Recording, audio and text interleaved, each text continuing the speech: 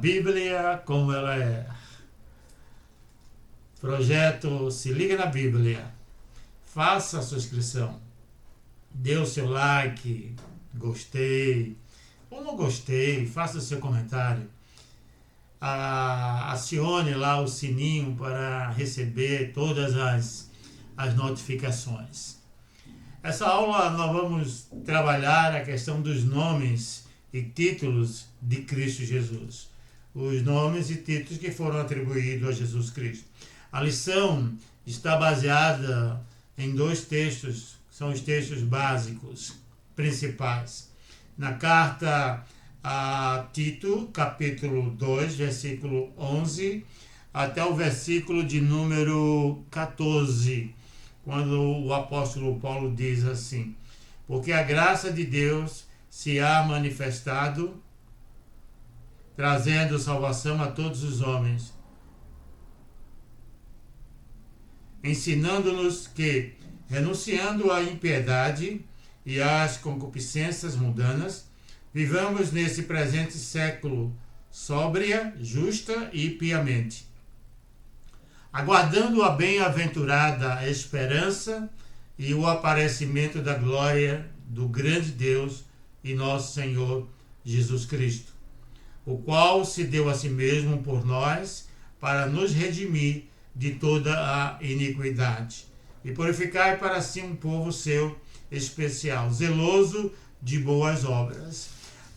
O versículo-chave nós encontramos em Hebreus, capítulo 1, versículo 2, que é um dos versículos extraordinário, fundamental para a compreensão da cristologia, da natureza humana de Jesus, da ligação de Jesus direta à divindade, quando o autor de Hebreus, no capítulo 1, versículo 2, diz: a quem constituiu herdeiro de tudo, por quem fez também o mundo, o qual, sendo o resplendor da sua glória e a expressa imagem da sua pessoa, e sustentando todas as coisas pela palavra do seu poder, havendo feito por si mesmo a purificação dos nossos pecados,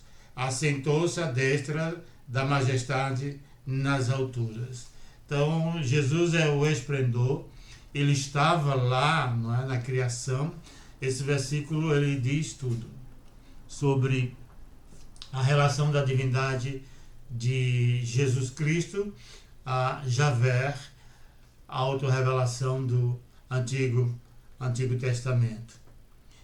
Não pode haver nenhuma dúvida para o estudante da Bíblia de que Jesus viu a si mesmo como cumprimento de todas as expectativas de redenção no Antigo Testamento. Aí nós temos algumas referências que não serão lidas para que o vídeo não fique tão longo. Então nós temos algumas referências, vão ser citadas, e os irmãos, por gentileza, dê pausa, leia esse texto, não deixe de ler os textos. Marcos 1, 14 ao versículo 15, o capítulo 12 de Marcos, versículo 35, Lucas, capítulo 11, versículo 29, até o versículo de número 32. É bom entendermos que a Bíblia, ela, na visão protestante, nós a dividimos em Antigo Testamento e Novo Testamento, que na verdade seria melhor dizer a Velha Aliança e a Nova Aliança, que seria a palavra mais fidedigna de testamento no hebraico, ou aliança ou um contrato, não é, entre Deus e os homens através da sua palavra. Nesta lição, vamos considerar os nomes e títulos mais importantes dados a Jesus, que de diferentes maneiras expressam a identificação de Cristo Jesus como Deus. Para melhor compreensão dividiremos o assunto em dois grupos distintos. No primeiro, os nomes de Jesus e alguns títulos que estão intimamente relacionados aos nomes. No segundo, os títulos de Jesus que o identificam como Deus. No primeiro item, nós temos aqui os nomes de Jesus. Jesus tinha plena consciência de sua pré-existência, de ter vivido com o Pai antes da vinda à Terra. João capítulo 3, versículo 31, capítulo 8 e versículo 58. Estudemos a seguir alguns nomes e títulos que estão intimamente relacionados com a vida e ministério de Jesus. O primeiro é Jesus e Salvador. Jesus é a versão grega de três nomes comuns hebreus: Josué, Yoshua e Jesua. Foi o nome pelo qual Jesus ficou conhecido durante a vida terrena. E aparece cerca de 600 vezes nos evangelhos. Em Lucas capítulo 1, versículo 31, nós encontramos essa expressão: eis que conceberás e darás à luz um filho, a quem chamarás pelo nome de Jesus. Como afirma Schaeffer, Jesus é o seu nome humano. Está relacionado com a vida, o corpo e a morte, e com a glória alcançada e concebida por causa da sua graça redentora. Filipenses capítulo 2, versículo 5 até o versículo 9.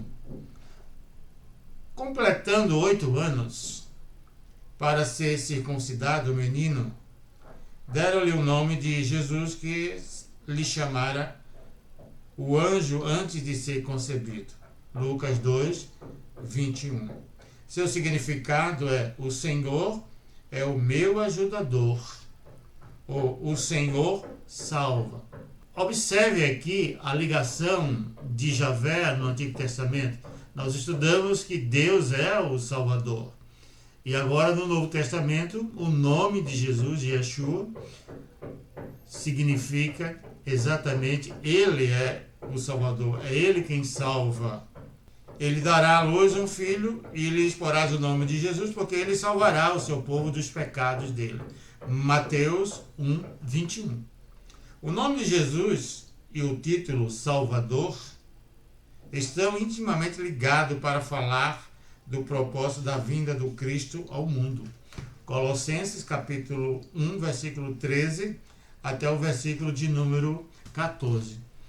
É uma passagem bíblica que deve ser registrada, e eu faço questão de lê-la nesse momento. Colossenses 1, 13 e 14. Ele nos tirou da potestade das trevas e nos transportou para o reino do seu Filho, do seu amor, em quem temos a redenção pelo seu sangue, a saber, a remissão dos pecados. O número 2, eu sou e Senhor. Na sarça ardente, Deus revelou seu nome pessoal a Moisés como eu sou, Yahvé, Senhor. Como vimos na lição anterior, no Novo Testamento, a palavra grega traduzida por Senhor é Kyrios, e sempre se refere ao Senhor Jesus. João 8, 24. Esse título era conferido nos tempos do Novo Testamento, no sentido geral de dono ou proprietário, sendo também uma designação para os deuses. 1 Coríntios, capítulo 11, versículo 5. Era também usado como referência ao imperador. Incluía tanto o poder político como a divindade. Mateus 1:3, João 20:28 e Apocalipse 19:6. Quando Isabel chama Maria de a mãe do meu Senhor, Lucas 1:43, o nome meu Senhor É um título que nos lembra a natureza divina de Cristo. Uma expressão semelhante ocorre em Lucas 2,11.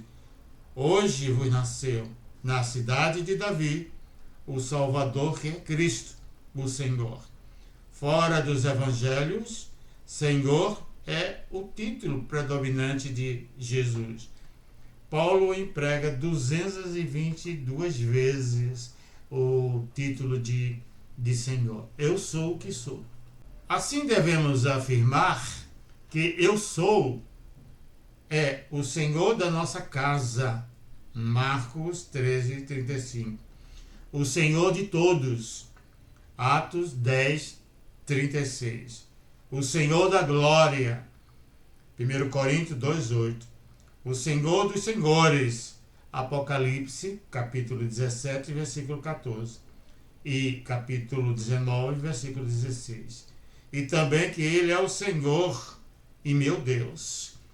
João 20:28. Quando essa sentença é proferida pelo ilustre apóstolo chamado Tomé. Em terceiro lugar, Messias e Cristo. O termo Messias significa ungido e vem de uma raiz hebraica que significa untar. A Septuaginta traduziu essa palavra pelo vocábulo grego Christos, que por sua vez foi transliterada para o português como Cristo, em vez de ser traduzida para ungido. Vale apenas enfatizar mais essa parte que Messias, no hebraico, quando foi traduzido para a Septuaginta é a tradução grega da Bíblia hebraica. Então a palavra que foi colocada para Messias é Christos, que quer dizer ungido. Ungido. Então, até a vinda do apóstolo Paulo, o nome próprio do Salvador é Jesus. Depois, Cristo era o título. E Paulo adicionou Jesus Cristo como nome. Mas Cristo é, na verdade, um título atribuído a Jesus, que significa Messias. Podemos confiar na narrativa dos evangelhos a respeito da vida, caráter e ensinamento de Jesus. Os escritores do Novo Testamento fundamentaram suas conclusões de que Jesus era o Messias, o Filho de Deus. Apesar de alguns indagarem se Jesus queria ser ele o Messias, devido à relutância em usar o título, especialmente na primeira metade do seu ministério, Lucas 9, a partir do versículo número 20 até o 22, existem evidências claras de que tinha consciência de ser o Messias, o Cristo que haveria de vir. Vejamos algumas dessas evidências mencionadas nos evangelhos. Primeiro, o reconhecimento de que ele próprio, assim como a missão que lhe foi atribuída, era crucial para o início do reino. Então nós temos isso em Marcos capítulo 1, versículo 15, Lucas 17, versículo 21. A entrada triunfal em Jerusalém, Marcos 11, do versículo 1 ao versículo 11. Terceiro, o testemunho durante o julgamento a que foi submetido. Esse título foi mencionado, não é? Em Marcos 14, 61, 62. Jesus aceitou o título de Cristo verbalizado pelos discípulos mais íntimos. Marcos capítulo 8, versículo 29. No item 2, os títulos de Jesus, é o que nós vamos verificar agora. Jesus foi chamado de Filho de Deus. Jesus é descrito mantendo uma relação para com Deus, não participada por nenhuma outra pessoa no universo. Deus deu esse título ao Redentor vitorioso e leva todos os seres humanos a reconhecerem o senhorio de Jesus de forma inquestionável. Filipenses 2, versículo 10 e versículo 11. Ele, verdadeiramente, é o Filho de Deus. E nós já vimos isso nas lições anteriores. Jesus foi chamado do Filho do Homem. Aqui é o título que ele mais gostava de ser chamado, Filho do Homem. Isso, a expressão Filho do Homem não era só atribuída a Jesus, mas também a seres normais, como Ezequiel foi chamado Filho do Homem. Mas aqui é interessante, Filho do Homem, é um título que ele recebeu. Verdade é que a humanidade do Filho de Deus era real e não uma possibilidade. Não era uma imagem apenas humana. Aqui trata-se da humanidade de Jesus, do nascimento biológico de Jesus. A expressão nos lábios de Jesus significa uma pessoa celestial que se havia identificado definitivamente com a humanidade, com o seu representante e salvador. Mateus, capítulo 24, versículo 29 e versículo 31, do 29 ao 31. E Marcos, capítulo 2, do 9 ao 10º. Em terceiro lugar, Jesus foi chamado de o Logos de Deus. O Logos de Deus. Essa é uma expressão favorita que nós encontramos no livro de João, no Evangelho de João. Cristo é o Verbo. Alguns teólogos vão dizer que a palavra mais fidedigna a Logos aqui, em relação a Jesus, não é o verbo, mas é a palavra. Porque Logos significa também palavras. Logos significa argumento, significa princípio também. Dá uma ideia de princípio. Logos. O homem se expressa por meio de palavras.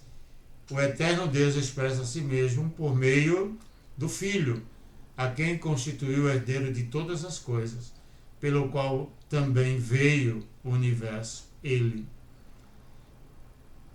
Ele é a expressão exata do seu ser. Nós fizemos essa leitura no início. Hebreus 1, 2 e 3. A ansiedade do ser humano em saber como é Deus. O Espírito responde através de João. E o Verbo se fez carne e habitou entre nós. O Verbo, ou seja, a palavra, né? Tabernaculou, ou seja, se fez carne.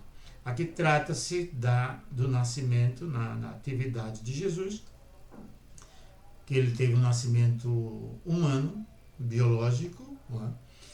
Um Deus que deixa todas as prerrogativas e se torna homem, para pegar o homem, resgatar o homem e levá-lo para Deus. Este é o princípio da redenção, da revelação de Deus. O objetivo era esse, de reconciliar, não é, o mundo com Deus.